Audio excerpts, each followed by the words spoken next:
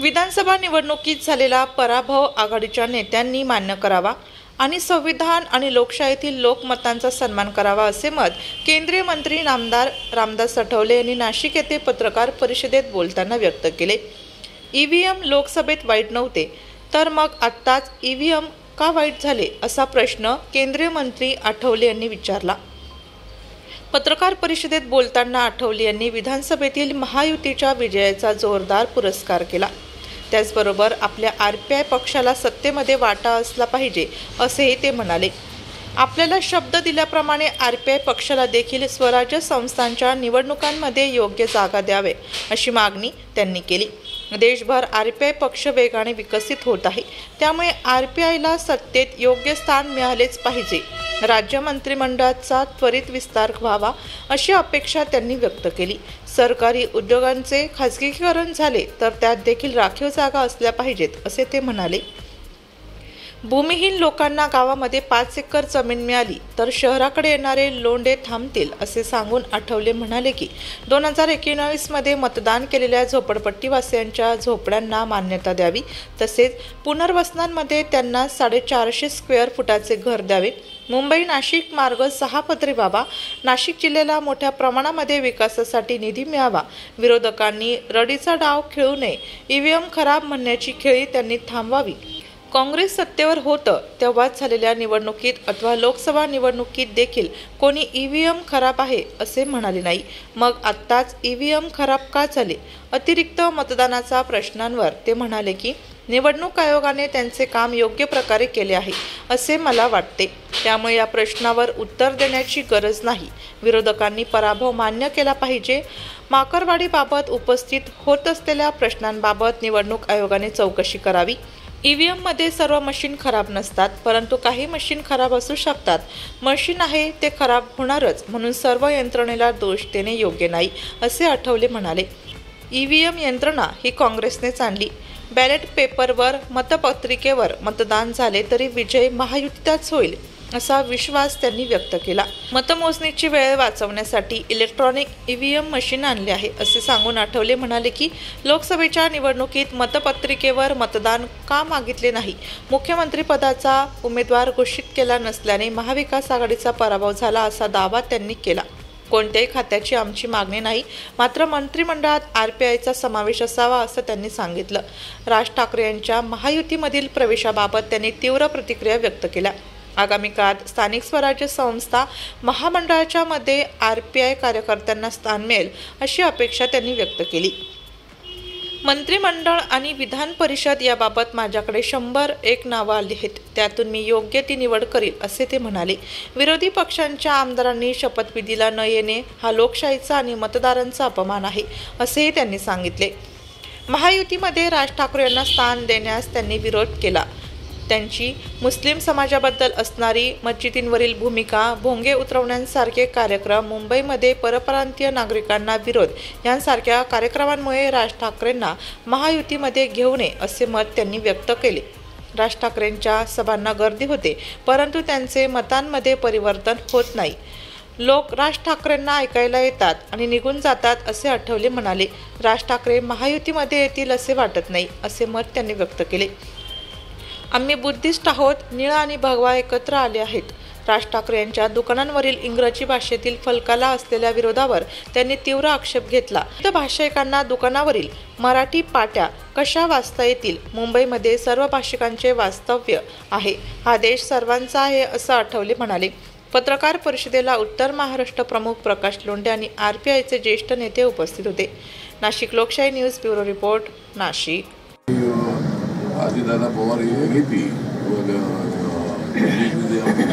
Command आहे निर्णय घेतील, पण माझं व्यक्तिगत मत आहे की त्यांची काही आवश्यकता अजिबात नाही आहे। त्यांना घेण्यामुळं आपलं नुकसानच होणार आहे, त्यामुळे त्यांना घेऊन आपला नक्की कोणत्या मुद्द्यावर विरोध आहे?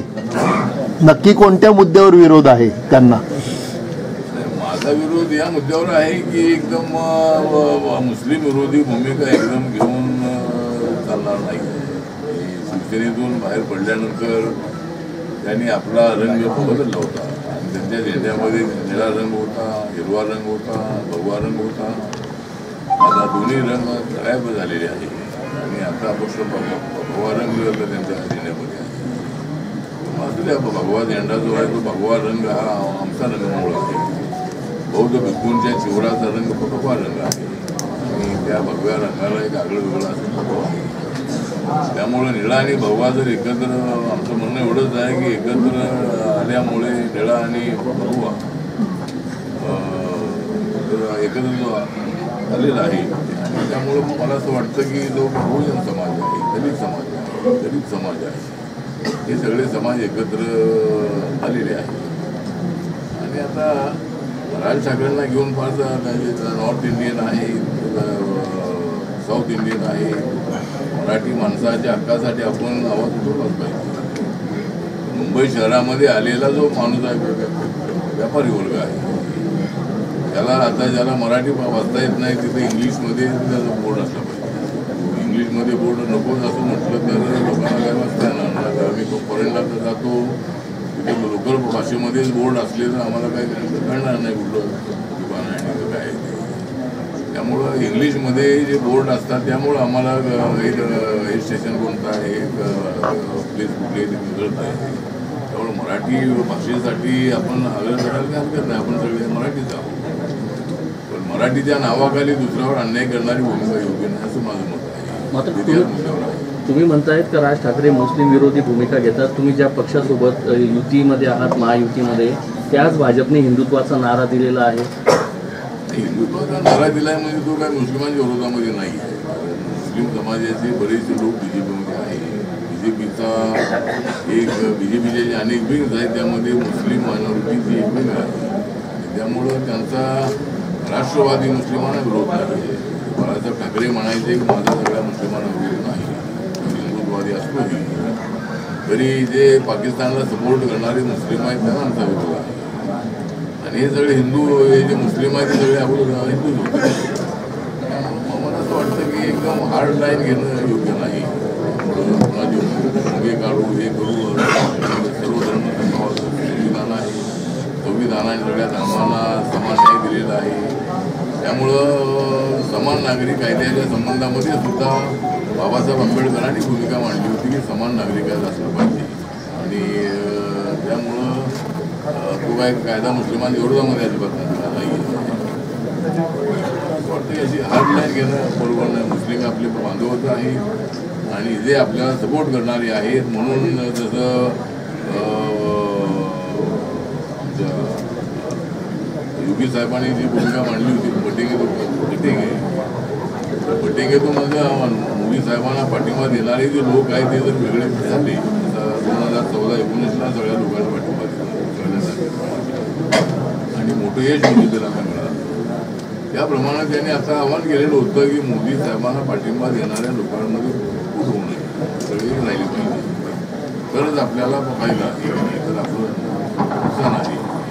तो काय हिंदूंच्यासाठी तो नारा होता झाला. त्यामुळे मला वाटतं की हिंदुत्व जे आहे ते हिंदुत्व म्हणजे राष्ट्रीय हिंदुत्व आहे अशी भूमिकाही अनेक वेळेला मानत आलेली आहे. त्यामुळं आम्ही बुद्धिस्ट आहोत आणि आमचा तत्वता जरी काय मुद्द्यांवरती जरी काय आमचा मतभेद असलेही तरी बाबासाहेबांच्या संविधानाप्रमाणे सर्व धर्म समभावाची भूमिका आपली असली पाहिजे. म्हणून आमची भूमिका हीच आहे की जरी बीजेपीसोबत काही वैचारिक मतभेद असलेही तरी मुख्यमंत्र्यांच्या दृष्टिकोनातून आम्ही बीजेपीसोबत आहोत. आम्ही शिवशक्ती बिनशक्तीचा बाळासाहेबांनी सांगितलेला प्रयोग आणि नरेंद्र मोदी यांचा सबका साथ या मुद्द्यावर आम्ही बीजेपीसोबत, शिवसेनेसोबत आम्ही आहोत. आम्हाला त्यामध्ये चांगल्यापैकी आता यावेळेला चांगलं यश मिळेल. नाशिकच्या महानगरपालिकेमध्ये आम्हाला काही चांगल्या जागा मिळतील. जिल्हा परिषदेला तुम्ही म्हणताय का भाजप जी आहे ती मुस्लिम विरोधी नाहीये, मग नितेश राणेंना तुम्ही काय सल्ला द्याल? नितेश राणेंना तुम्ही काय सल्ला द्याल? कारण की त्यांच्या ज्या भूमिका आहेत त्या मुस्लिम विरोधीच आहेत. नारायण राणेंनी जी भूमिका घेतली ती भूमिका त्यांनी घेतली पाहिजे आणि कठोर हिंदुत्वाची भूमिका घेणं हे आपल्याला राजकीय दृष्टिकोनातून पाहिजे. कठोर हिंदुत्वाची भूमिका घेणं हे संविधानात आहे. त्यामुळं हिंदू समाजाच्या संरक्षणासाठी लढा देणं हे कुणाचा विरोध करणं ही भूमिका आम्हाला मान्य आहे. त्यामुळं नितीश राणेंना माझा सल्ला असा आहे की त्यांचं ते अजूनही ते फार ॲक्टिव्ह आहे आणि विरोधकांना उत्तर देण्यामध्ये प्रवृत्ती म्हणून त्यांचं काम अत्यंत उत्कृष्ट आहे. पण त्याने एकदम अशा पद्धतीची भूमिका भूमिका जी आहे ही थोडं घेणं त्यांनी टाळलं पाहिजे असा त्यांना माझं सल्ला आहे. आणि ते नारायण राणे आमचे चांगले मित्र आहेत आणि त्यांचे चिरंजीव नितीश राणेबद्दल आम्हाला चांगला रिस्पेक्ट आहे. ते उद्धव ठाकरेंना आणि विरोधकांना चोख उत्तर देण्यामध्ये अत्यंत एक्सपर्ट आहे. अपेक्षा आहे फक्त आमची मागणी एवढीच आहे की गावागावामध्ये जे भूमिहीन लोक आहेत अशा भूमिहीन लोकांना 5 एकर त्याच्यामध्ये रिपब्लिकन पक्षाला एक मंत्रिपद आणि एक MLC पद देण्याचं मान्य केलेलं आहे. 2-3 महामंडळाची चेअरमनपद देण्याचं मान्य केलेलं आहे. येणाऱ्या महानगरपालिकेच्या निवडणुकांमध्ये रिपब्लिकन पक्षाला सोबत ठेवण्याच्या संबंधातली भूमिकाही त्यांनी घेतलेली आहे. आणि महायुती म्हणून सगळ्या निवडणुका लढवाव्यात. महापालिका जिल्हा परिषदच्या निवडणुका लढवाव्यात. नगरपालिकेच्या